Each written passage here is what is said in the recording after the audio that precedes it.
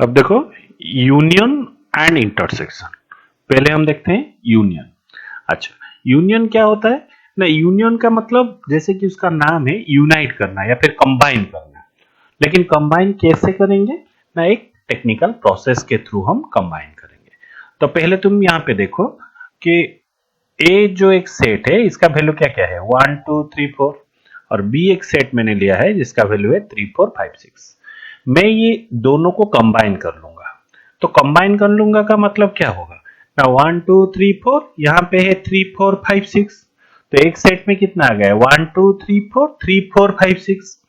लेकिन हमें पता है कि एक सेट में एक एलिमेंट दो बार नहीं हो सकता।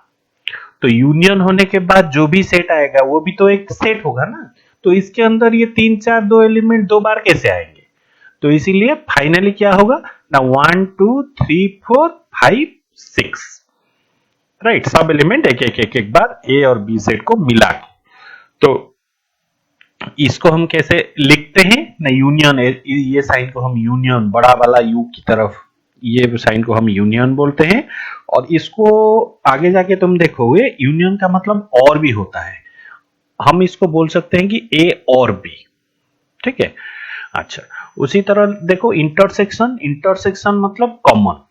जैसे हम यूनियन को ए और बी बोले, इंटरसेक्शन को हम ए एंड बी भी बोल सकते हैं। ये एंड को बीच में लेके कंफ्यूज मत होना, ठीक है। ये बस ऐसे ही एक स्टेटमेंट है, intersection of A and B, union of A and B. ये एंड और ये एंड, इसका कोई यूनियन या फिर इंटरसेक्शन से कोई लेना देना नहीं है, ठीक है। अच्छा, इंटरसेक्शन का सिंबल क्या है? देखो जैसे उल्टा वाला यू की यू टाइप का है, और ए और बी दोनों में कॉमन क्या है? 3 4। तो ये हो गया कॉमन 3 4। मान लो कोई अगर कॉमन नहीं होता तो ये फाई होता, एम्प्टी सेट या फिर नॉल सेट फाई, इसको हम फाई लिखते हैं, ठीक है। अच्छा, यहाँ पे बस मैंने ये जो लॉ को समझाने के लिए और रूल को समझाने के लिए बस एक एग्जांपल लिया था। तो देखो एक सेट है जिसका एलिमेंट है 1 2 3 4, और यूनिवर्सल सेट मतलब बड़ा वाला सेट जिसके अंदर सब छोटा छोटा सेट रहते हैं। यू सेट क्या है ना? यू के अंदर एक खुद आता है 1 2 3 4, इसके अलावा कुछ मोर एलिमेंट्स मतलब 5 6 -1 0.01 ऐसे ही कुछ एलिमेंट्स आए। तो अगर हम ए का कॉम्प्लीमेंट निकालेंगे, तुम अगर पिछले वाले लेक्चर देखे होगे तो ए का कॉम्प्लीमेंट क्या होगा ना? u से हम a को हटा देंगे, u minus A is your A complement. तो u से अगर हम a को हटा देंगे, इसका मतलब क्या होगा कि u में होगा, a में नहीं होगा। तो क्या है? 5 6 -1, all these are your A complement. तो यहाँ पे लॉ क्या बोलता है? तुम देखो कोई भी एक सेट ले लो जो कि यूनिवर्सल सेट के अंदर है।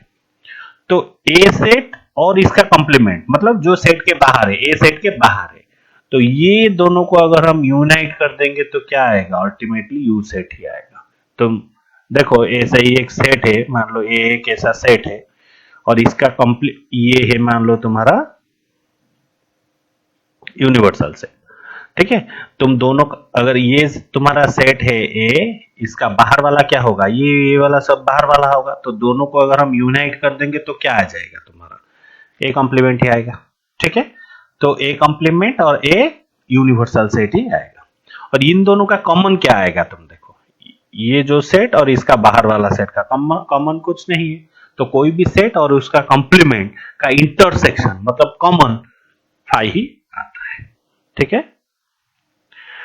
अब तुम देखो डिसजॉइंट सेट। डिसजॉइंट सेट जैसे कि मैंने बोला अभी अभी, पिछले हम क्या देखे कि एक सेट और इसका कॉम्प्लीमेंट, ये दोनों का इंटरसेक्शन फाई होगा। मान लो कोई एक और सेट है, ए सेट और एक सेट है बी, दोनों के बीच में कुछ भी कॉमन नहीं है। तो कॉमन क्या होगा? फाई। इंटरसेक्शन क्या होगा? फाई होगा। तो इसीलिए हम बोलेंगे क्या ना? No element in common. तो ये दोनों सेट मतलब ए और बी सेट को हम डिसजॉइंट सेट बोलते हैं। अब देखो सेट थ्योरी का सबसे मजेदार और important, you can say yes important topic, जिसको हम बोलते हैं क्या ना? Venn diagram. जिसको हम बोलते हैं वेन डायग्राम। ये जो लाइन, ये पेन टैब की प्रॉब्लम से कुछ ऐसा ही आ रहा है, ठीक है। तो वेन डायग्राम, तो वेन डायग्राम क्या होता है?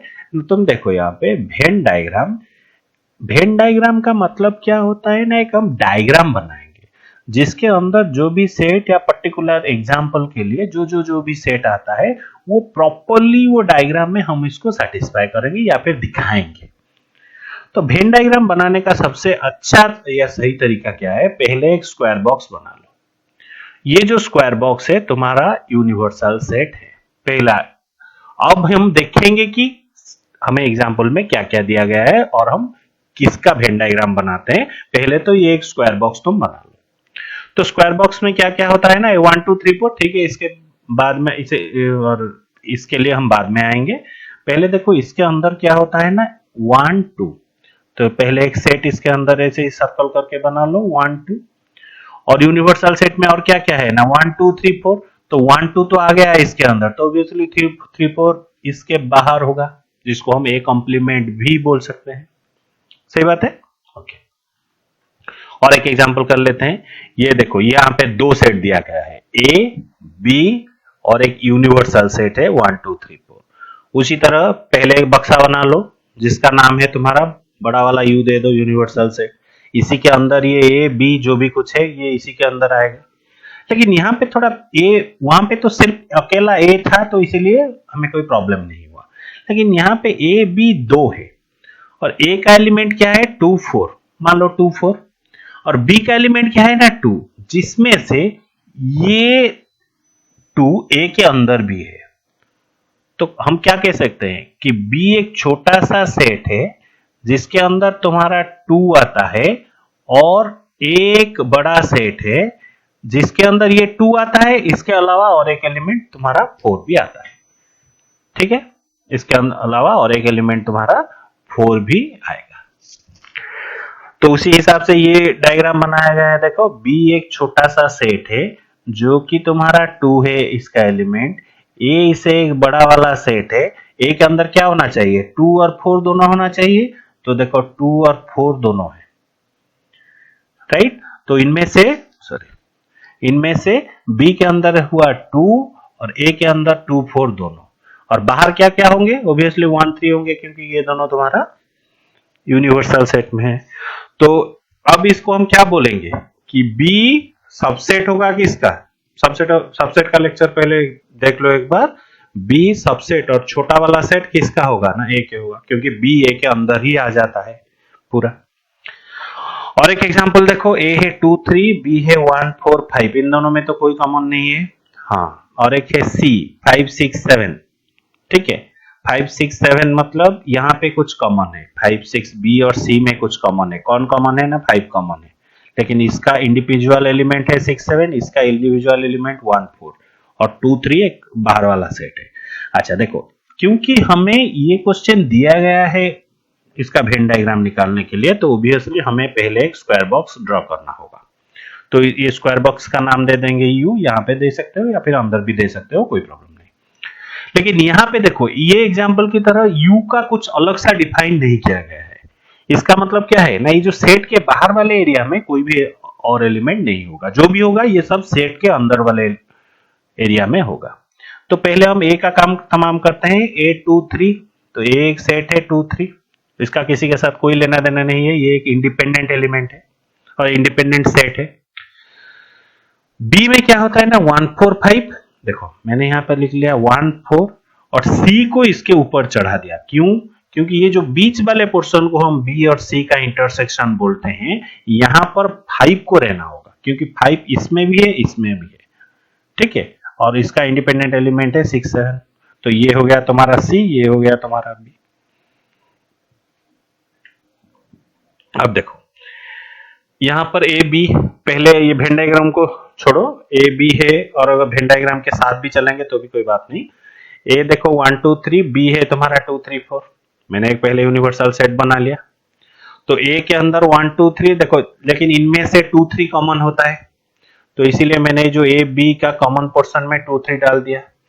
बाकी जो ए में है लेकिन बी में नहीं है वो क्या है, ए। और उसी तरह बी में है ए में नहीं है 4। तो ये हो गया तुम्हारा वेन डायग्राम, ठीक है। अच्छा, इनमें से वेन डायग्राम को देखकर भी तुम्हें पता चल सकता है कि ए इंटरसेक्शन बी क्या होगा, तुम्हारा 2 3 होगा, सही बात है। अच्छा, और उसके बाद ए यूनियन बी क्या होगा 1 2 3 4, ए माइनस बी। ए माइनस बी का मतलब क्या होगा ना, ए में है लेकिन बी में नहीं है, ए में है बी में नहीं है, कौन सा एलिमेंट है, 1। अच्छा देखो, ये a माइनस बी को अगर हम वेन डायग्राम में रिप्रेजेंट करेंगे तो कैसे रिप्रेजेंट करेंगे, देखो ये पूरा है यूनिवर्सल सेट, ए माइनस बी, आप इसका वैल्यू 1 हो सकता है या नहीं भी हो सकता है, एक जनरलाइज रिप्रेजेंटेशन है, राइट, ठीक है। तो ये एग्जांपल के लिए ये 1 है, but in a general case A minus B क्या होगा ना, ए में होगा बी में नहीं होगा। तो ये देखो रेड शेडेड पोर्शन, क्योंकि ये ए में है, मान लो मैंने अगर ये पोर्शन को सेट कर लिया तो ये बी में भी आ जाता है, क्योंकि ये ए और बी का इंटरसेक्शन वाला पार्ट है। लेकिन मुझे चाहिए क्या कि ए में होगा बी में नहीं होगा, तो ये पोर्शन आएगा तुम्हारा, ए में होगा और बी में नहीं होगा। अब देखो एक कॉन्सेप्ट सिमेट्रिक डिफरेंस, इसको हम बोलते हैं कि ए डेल्टा बी। तो इसका फॉर्मूला क्या है ना, A minus B union B minus A. तो इसका मतलब क्या है, तुम देखो वेन डायग्राम से समझते, ए माइनस बी, अभी अभी तुमने देखा ये जो रेड शेडेड पोर्शन, मतलब ये सेट में ये जो ब्लैक शेडेड पोर्शन है, ब्लैक वाला लाइन जिस एरिया पे मैंने दिया है, ये हो गया बी माइनस ए, सॉरी ए माइनस बी। उसी तरह बी माइनस ए क्या होगा ना, बी में होगा ए में नहीं होगा, बी में होगा ए में नहीं होगा। तो ये वाला जो काला वाला पोर्शन, ये दोनों को अगर हम कंबाइन कर देंगे, मतलब इसका यूनियन ले लेंगे, तो क्या कौन सा पोर्शन आ जाएगा, ये पोर्शन आएगा, ये पोर्शन आएगा, ये पोर्शन तो किसी में नहीं है, तो इसलिए ये इसको हम एक्सक्लूड कर देंगे। तो ये हो गया तुम्हारा ए डेल्टा बी, या फिर ए सिमेट्रिक डिफरेंस बी, और या फिर इसको बोल सकते हो A minus B union B minus A. अच्छा, यहां पर तुम एक वेन डायग्राम ड्रॉ करो, कॉम्प्लीमेंट, ए कॉम्प्लीमेंट ऑलरेडी हम पढ़ चुके हैं। ए कॉम्प्लीमेंट मतलब ए में होगा, सॉरी ए में नहीं होगा लेकिन यूनिवर्सल सेट में होगा, तो ये है तुम्हारा। और इसको हम मैथमेटिकली बोल सकते हैं यू माइनस ए, जो कि यू में होगा, मतलब यूनिवर्सल सेट में होगा लेकिन ए में नहीं होगा, सही बात है। तो ये है तुम्हारा ए कॉम्प्लीमेंट का वेन डायग्राम, ठीक है।